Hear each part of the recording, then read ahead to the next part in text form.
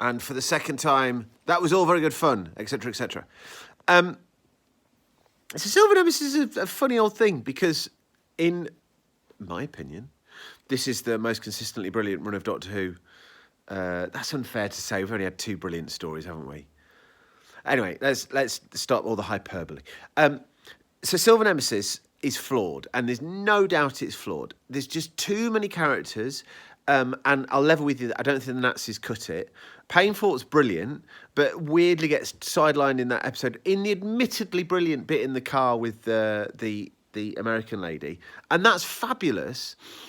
But that's by the by. It's like a story of moments that doesn't quite cohere. And it even makes reference to it itself when we've just had Remembrance of the Daleks, which is essentially the same sort of thing, differing factions fighting over something that the Doctor has and their fault. And it just doesn't hang in the way that you want it to hang. But it's like there's so much to enjoy in it that if you just sort of shut your brain off a bit, it's absolutely brilliant. McCoy's an Imperious form, all that stuff with him. You get that first hint of having to manipulate Ace to go along with his plan at the end there, which is only a minor bit, but that sort of grows and grows, doesn't it? And that's a weird thing for a Doctor to be doing. It's not as if he hasn't deceived a companion before, but this is going somewhere, obviously. There isn't a great love for cyberfuckers in this house. Excuse my language. Is there? Careful where you're aiming. No, you're fine. Just give me your opinion. Cyberbusters don't do anything for me, I'll be honest.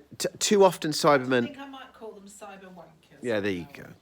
Cybermen are too often just generic robots, aren't they? And in this, there could be anything. There could be anything, which is a real pity.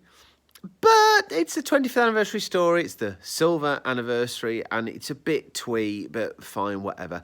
And that scene of Ace running around, firing off the... I thought Ace was so brave. Oh, Ace is brilliant. Are you coming around to the Ace on the Ace train now? Absolutely. Brilliant. And I really just love the warmth between her and Sylvester McCoy, and and the Doctor. And when she said that she was scared, and he was like, "Well, that's okay. You go back to the TARDIS. You'll be safe there."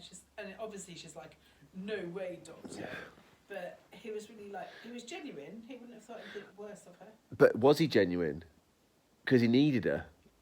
I think he was genuine. There's an undercurrent to their relationship, and it's in Hapless Patrol is the first time you spot it, where he goes when she's really angry, and he goes, "You're no good to me like this," because he needs Ace. And I love this idea, and they talk about this in About Time, that this Doctor's been waiting for... Well, we know... I can't say too much now, because Liv doesn't know it as well as I do, but... Spoilers. Yeah. But the Doctor's now doing his to-do list. It's like when my wife has a list and goes down her to-do list, but this to-do list has been hanging around for hundreds of years. A bit like my to-do list. And he's been waiting for Ace. And I love that take on this. And that holds. I mean, I think that hangs together. Like I say, you wait 25 years for one Gallifreyan superweapon to rock up and then 2 crop up in the same season. But that's by the by. The only other thing I would say about this story is this is the anniversary story.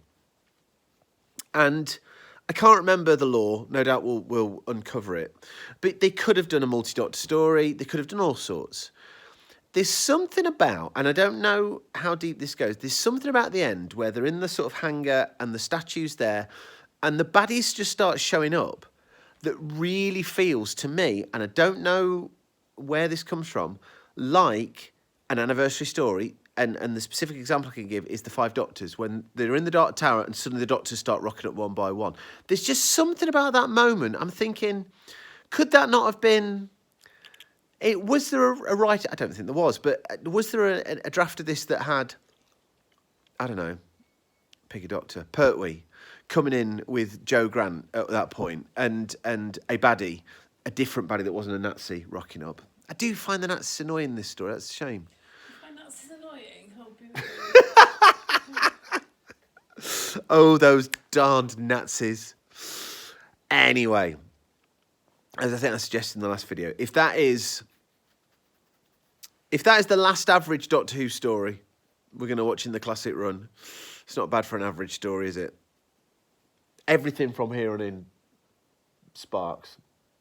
Good, can't wait. Everything. I love it. Oh, you've got some treats ahead.